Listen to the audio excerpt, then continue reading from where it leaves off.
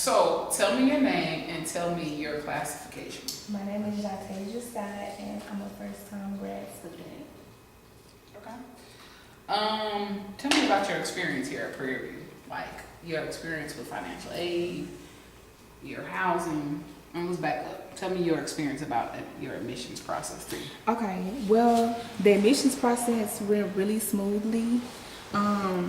There really wasn't a hassle. I got accepted and then it happened. So there wasn't nothing much. Housing. That went great too, but then again, when I came, it wasn't a lot. They didn't admit a lot of students, so. And what year did you? 2013. Okay. When I was a freshman, and they didn't admit a lot of students, so housing was very smoothly. It wasn't really competitive. It was you was gonna get a house if you got admitted. Okay. You were gonna get it in the freshman dorms. Okay. So the transition from high school to college was smooth, and then like when you got here on campus and Yes. you were thrown into, the college atmosphere, new roommate, staff, like how was that for you? Did you encounter any challenges with that? I mean, I really didn't care for my roommate that much. Me and her had our differences, but we never got into any altercations, verbally or physically. But I didn't really care for that. But then again, transitioning, you have to think about. I didn't want to share a room either because all my life I had my own room, and then you come over here and you got to share a room with another girl, and she your age, so that's always gonna be some kind of conflict there. You said my classes, they were really good. Some of my professors were not so good. Why was that? Because sometimes the professors here, they can kind of look down on the students because you are a student and they think they know everything, but they don't. So that was horrible. So is there like a particular incident? You don't have to name any names, but as far as like the incident within itself, I got kicked out of class my freshman year. There was an incident. So how did you handle that? I kept coming back. What did they state the reason why? She was saying because I was on my phone and stuff like that, but I was a freshman and I really was still kind of getting into it. This was like my first semester as a freshman, and she just, she kicked me out of class. But I feel that you're here to do a job, so I don't think that was appropriate. But I kept coming back to class anyway. Was there a reconciliation moment with that, as far as you going to her office or her talking to you outside of classroom? No, I just kept coming back to class. Okay. She said, "Don't come back," and I said, "Okay," and I showed up again. Have you is there like another incident, like on the flip side, maybe like a positive one that you could say, comparing? A lot of my professors, I mean, you're going to always have those bad professors, not just at this school, you're going to have professors like that everywhere. But on a positive note, a lot of my professors were very helpful, very patient, not even on a babying level, but they were just really patient and understanding. So I've had a lot of professors like that. That was only like one encounter. Okay. What's your major again? Criminal justice. Criminal justice. Okay. And so you feel like your experience with faculty member and professors have just been Mixed. Overall mixed? Mixed. Okay. Both inside and outside of the classroom? Elaborate. What do you mean by outside? Like if you had to schedule an appointment in their office or... Yeah, a lot of times they're not there. Okay. And so how do you feel like that plays a role into you, or how you transition throughout your academic career, like by them not being available? I'll say, you mean like what impact did it have? Yeah. I say it was a personal impact of when somebody is not there for you like they're supposed to be on a teacher level. Then you have to use your own resources. So it taught me how to use my own resources. Like if I had a question about something and she's not there, now that lets me know, like, now I got the gist of this. I know she ain't gonna be there. Now I know how to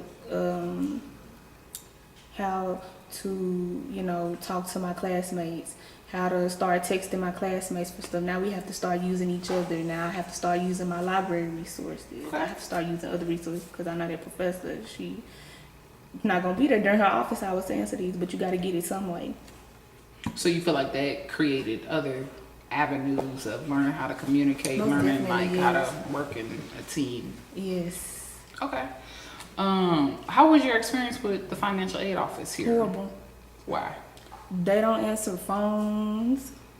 They don't want to give money that the government has already issued to you. So how did that impact your experience as a student? Being able to, you know, I guess receive the money that you feel like you were supposed to be entitled to. What do you mean? How did that, I mean, what did you do to make up I had to for? keep calling and going up there. So once you kept calling and once you kept, And I have to get to who's ever over them.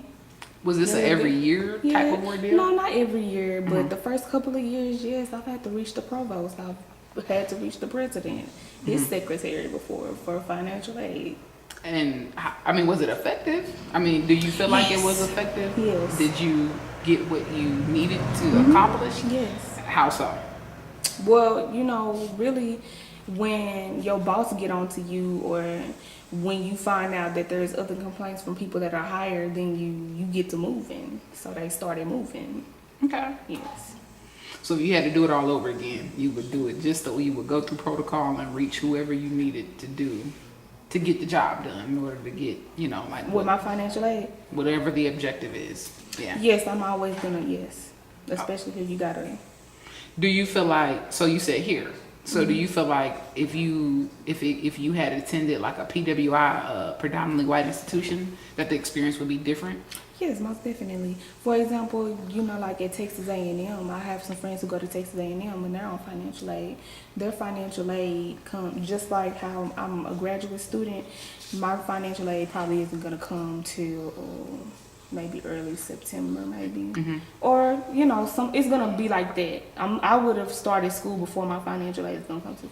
Well, at Texas A&M, which is a PWI, and Correct. UT Austin, all those other schools, their financial aid is already here before they start school, and that way they have time to get their books. They have money to get their books and things like that. Our professors want us to get our books, and Prairie View is, I think it's like over 90% of us are on financial aid. They want us to get our books on the first day, on this and that. A lot of us don't have that, but we're waiting on financial aid, and financial aid don't come through until 2 weeks later, and we already into tests and stuff like that. So you gotta struggle, you know. And okay. So do you feel like if you were president of Prairie View for a day, how do you think some of the changes that you would come? Financial aid people will be fired. Okay. They ain't doing their job, you gotta go. 'Cause I can find somebody else who can do it better. Okay. The advisement, y'all would have 2. It would be 14. Cause I think that's, yeah. How do you, so you said it would be, you would hire more staff. So how do you feel like the advisement piece suffers? Because it's only one advisor to, I think, like 300, 400 students, I believe. Don't quote me on that, but that's what I'm thinking. That's not efficient. How does that impact students? That's not fair to the students, because if there's only one advisor for, say, communications, okay, well, Prairie View's admitting all of these freshmen for whatever reason. If you're admitting all of these freshmen and there's only one advisor for 500 students, and you're not trying to open up any more classes for whatever reason, then how are you admitting them? That's not fair to them, because they can't even get in the classes they need to. And then when they do need to see an advisor to talk about those classes, it's only one advisor per 500 students. So that's not even feasible. It's not feasible. Okay. It's chaotic. So was your experience like that when you were a freshman?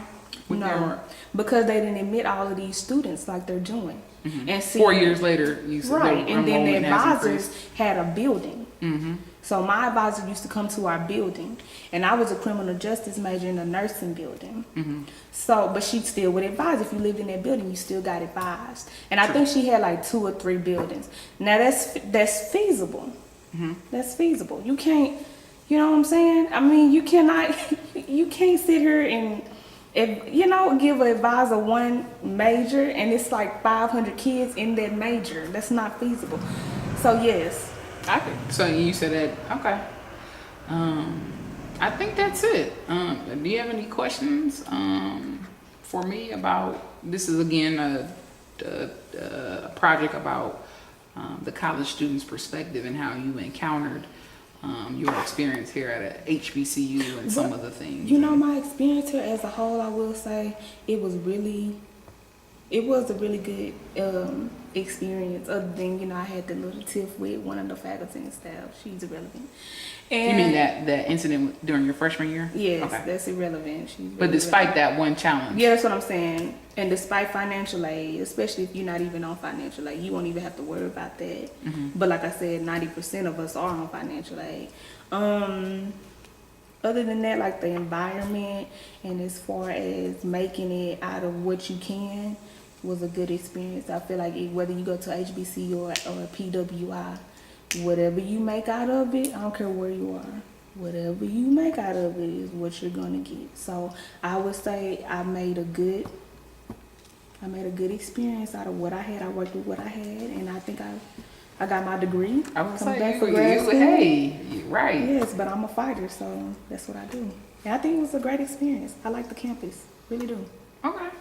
Well, thank you for participating in this video. You're welcome.